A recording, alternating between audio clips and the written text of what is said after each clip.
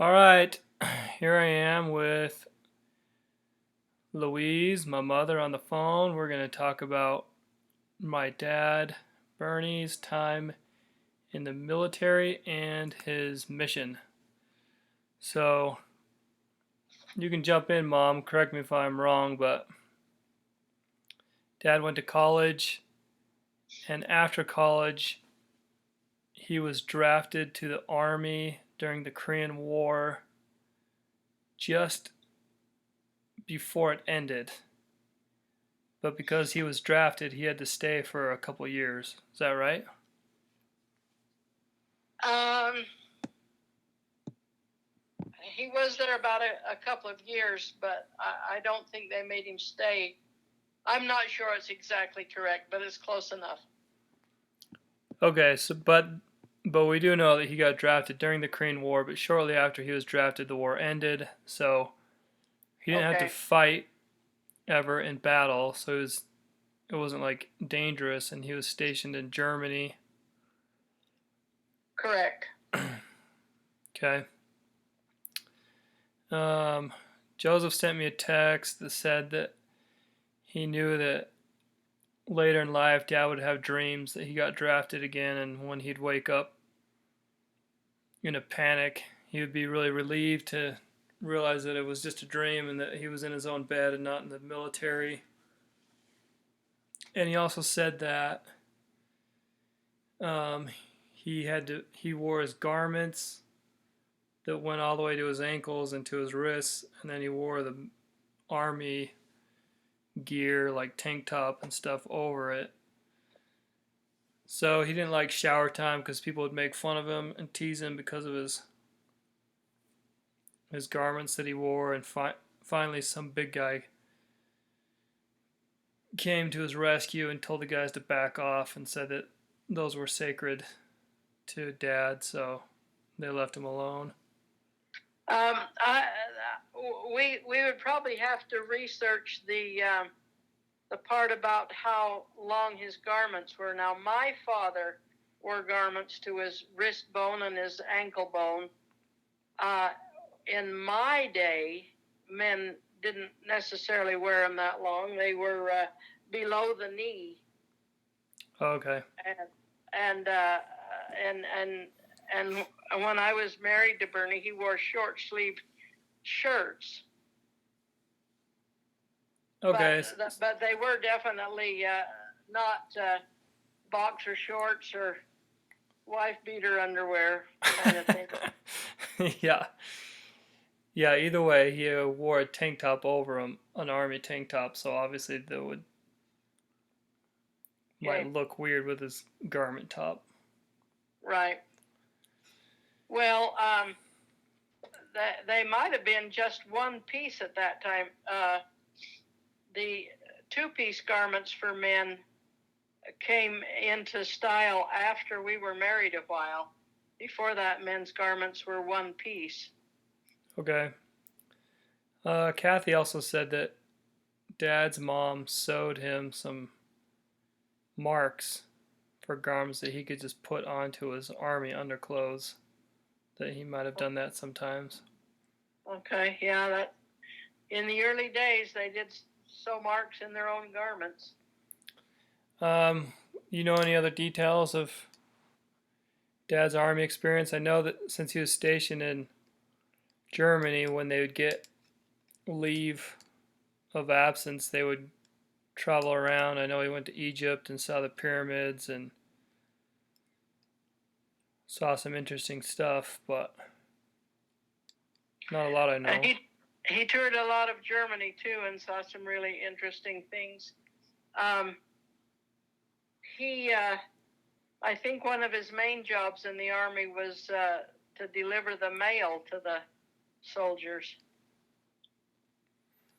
And at one point and that was a pretty good job for him. At one point he was an assistant typing, right, on a typewriter. Uh-huh.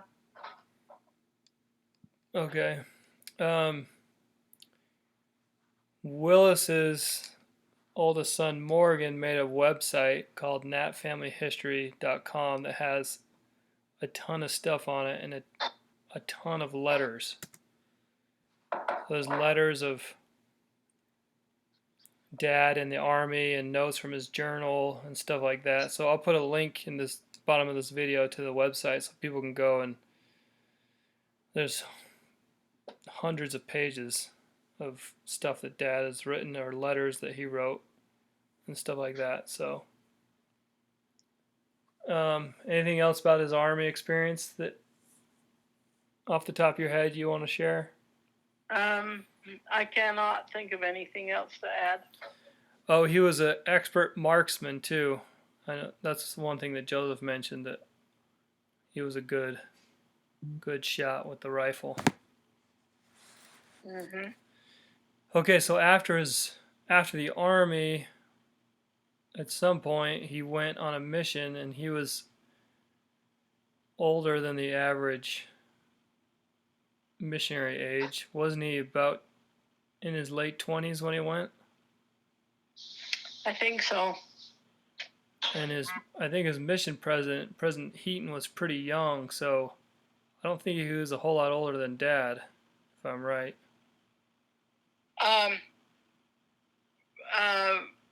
Bernie and President Heaton were the same age. Okay, so his mission president was the same age. Uh-huh. Southern Fire East Mission, which was Hong Kong and was the headquarters, and he served in Taiwan, same as you, but before you got there. Correct. And I thought he served for 3 years, but I think you said you thought it was 2.5, right?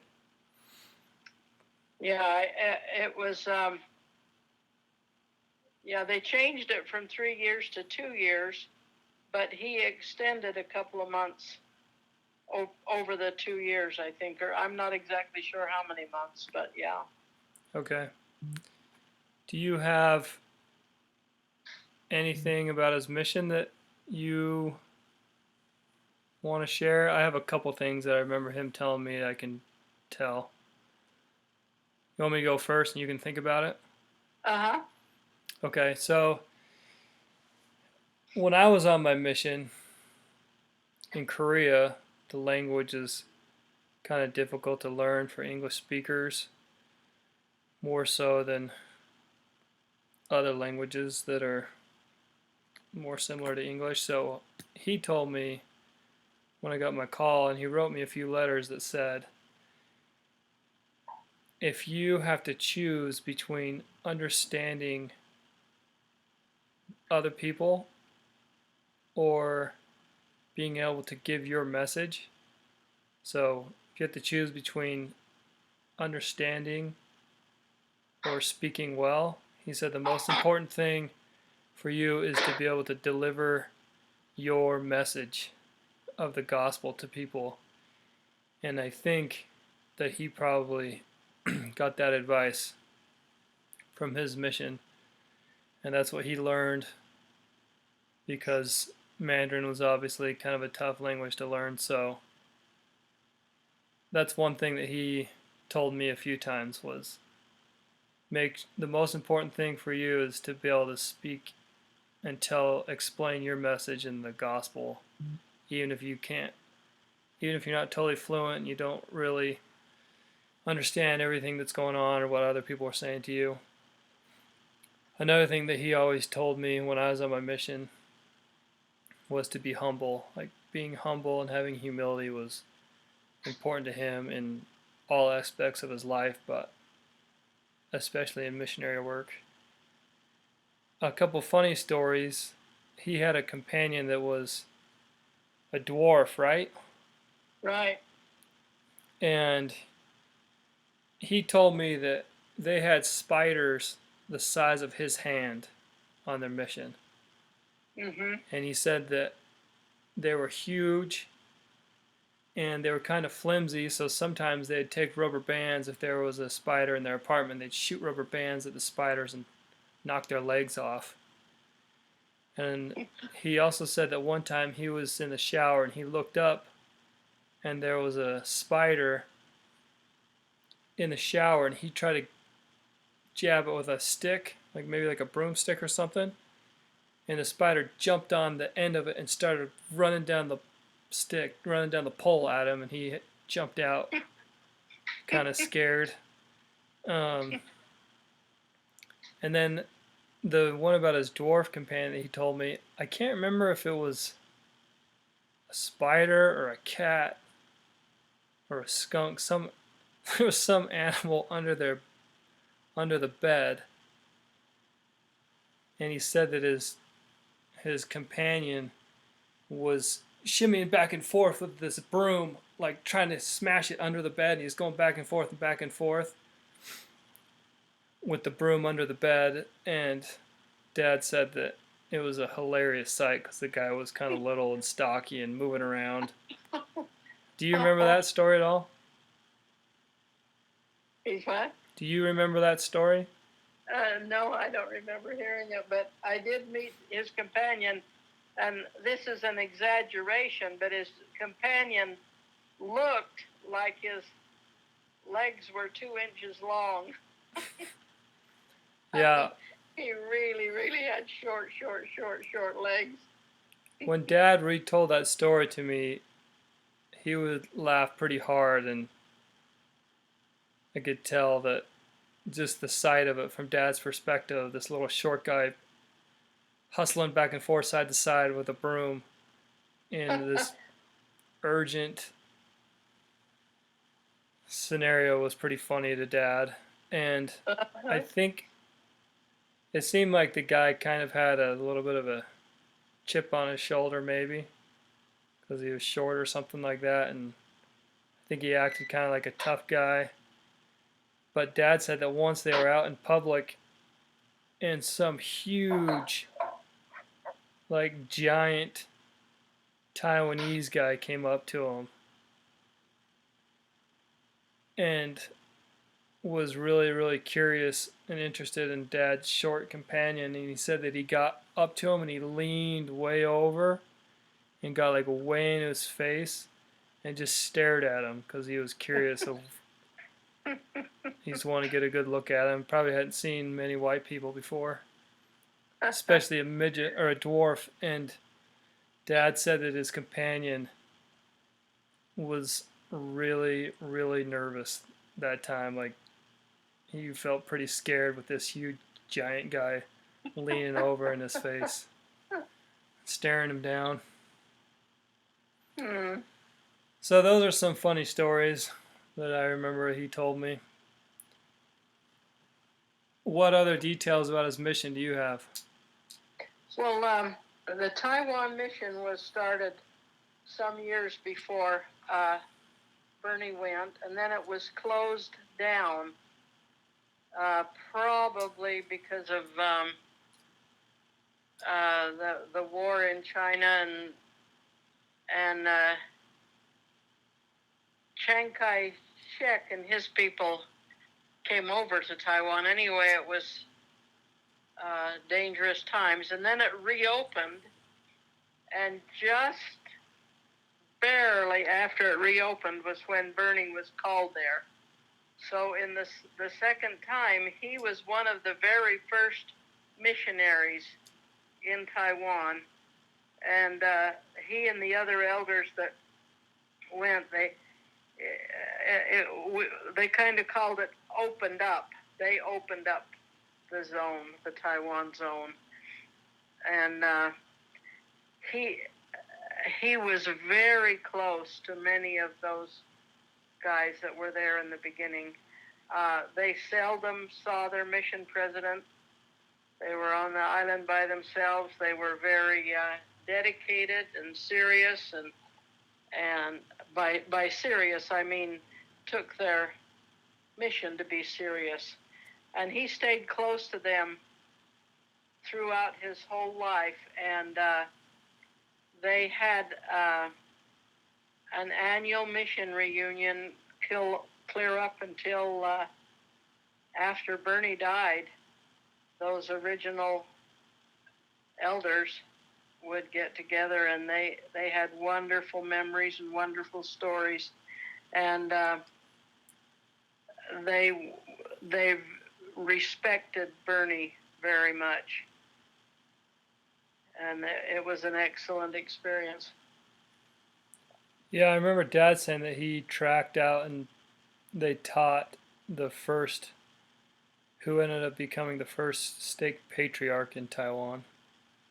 Dr. Hu Wei, uh, he became a very, very excellent, humble, wonderful church leader there, and he helped translate the Book of Mormon. When I was there from 62 to 64, and we did not have the Book of Mormon at that time. So when we taught the lessons, we just we could only use the Bible. And Hu Wei was a golden, golden, golden man. Cool. Another thing He and his family came to visit us when we lived in the river bottoms. Hu Wei did. He came over for general conference and looked us up, and that was sure a honor and a neat experience. Did you ride your horses? No. Another thing Dad told me was back then President Hinckley was an assistant to the Council of the Quorum of the 12 Apostles or whatever. No, he was an apostle by then. When Dad was there? Oh, sorry. I might be wrong. Well, either way, he was either an apostle or almost an apostle, but he went over to Asia a lot. And he went to Taiwan a lot, and he met with the missionaries. He met with Dad and his group. And later, when you were there on his mission, he went and met with you guys quite a bit. So Dad had some good memories of President Hinckley, and he told me that years and years later, he ran into President Hinckley at Utah Technical College where Dad worked, that's now UVU, and he said that President Hinckley saw him and said, "Hey, how's my Chinese friend doing?" He called Dad his Chinese friend. Oh, that's neat. So that's cool that he remembered him and that yeah, he and you both had some interactions with President Hinckley. Yeah. Do you want me to tell mine, or is that a different story?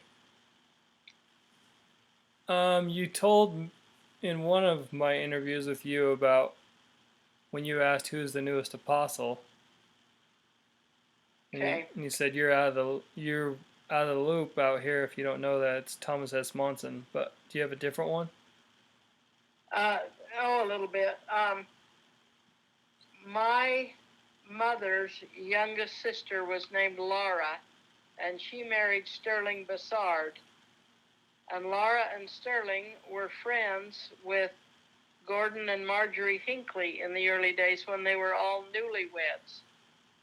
And when President Hinckley and his wife came to Taiwan on one of the visits, why, I talked to Sister Hinckley about that, and she knew Aunt Laura, and she was gracious about it. It was kind of fun. But when I got home from my mission,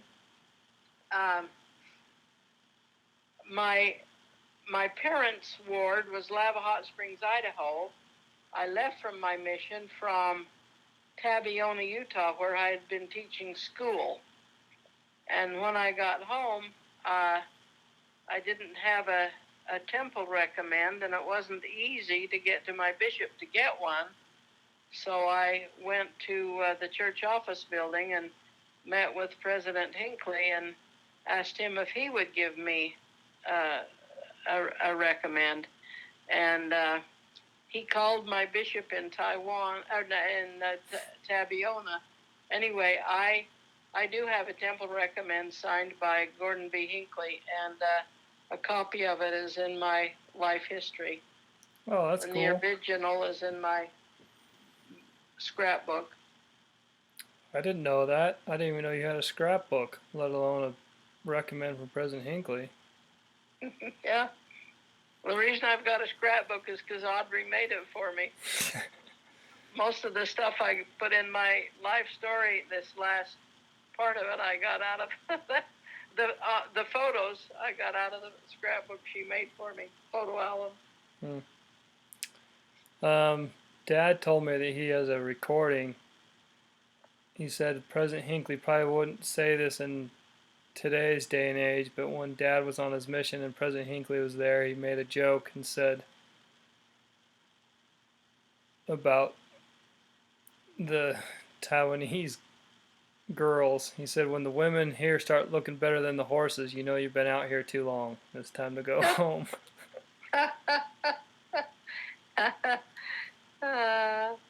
I may have misquoted that, but he told me something like that.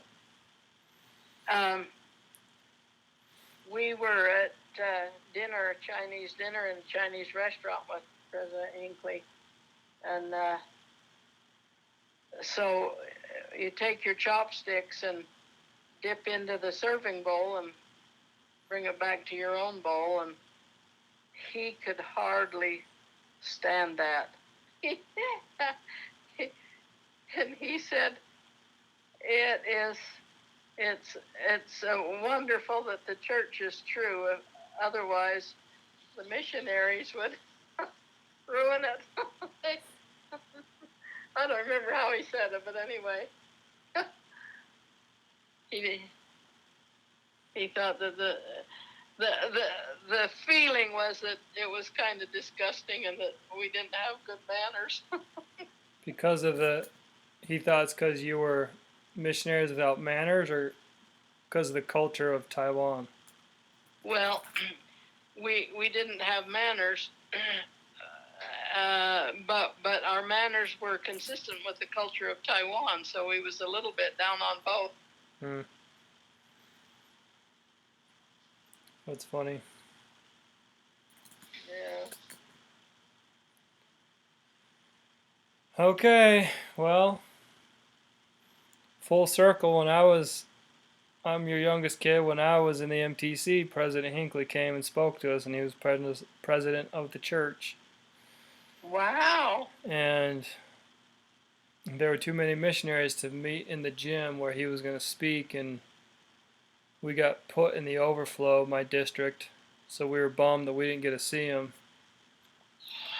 But yeah, just before the meeting started, they announced that all the overflow people were to go outside on the sidewalk. So we went out and lined the sidewalk, and he came past. He was being chauffeured on a long limousine golf cart with 4 rows, and drove past us and waved, and was about 3 feet away from me. So that was a cool experience. And then he told us,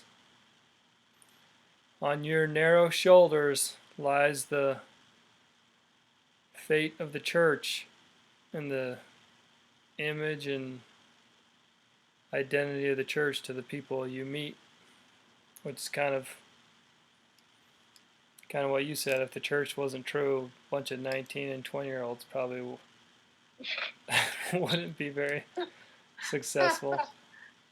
Yeah. And his wife spoke too, and she said, at our house, when the phone rings, sometimes my husband says, "Hey, can you get the phone?" And I say, if you're speaking to me as the prophet and seer and revelator of the Lord, then yes, I'll get the phone. But if you're speaking to me as your husband, then you can get the phone yourself. I heard that there was a Sister Hinckley was in a store, and the pharmacist in the store saw her and recognized her, and he said, "Oh, Sister Hinckley, what is it like living with the prophet?" And she said, "Oh, some days are better than others." Yeah, she's funny. Yeah. Okay, well, that's probably good enough. I guess we haven't talked about thank you. Dad in a while, so maybe I'll cut the last 10 minutes of this video off. All right. Just kidding. Okay, thanks, Cool Snubs. Yeah, thank you. Yep, see you later.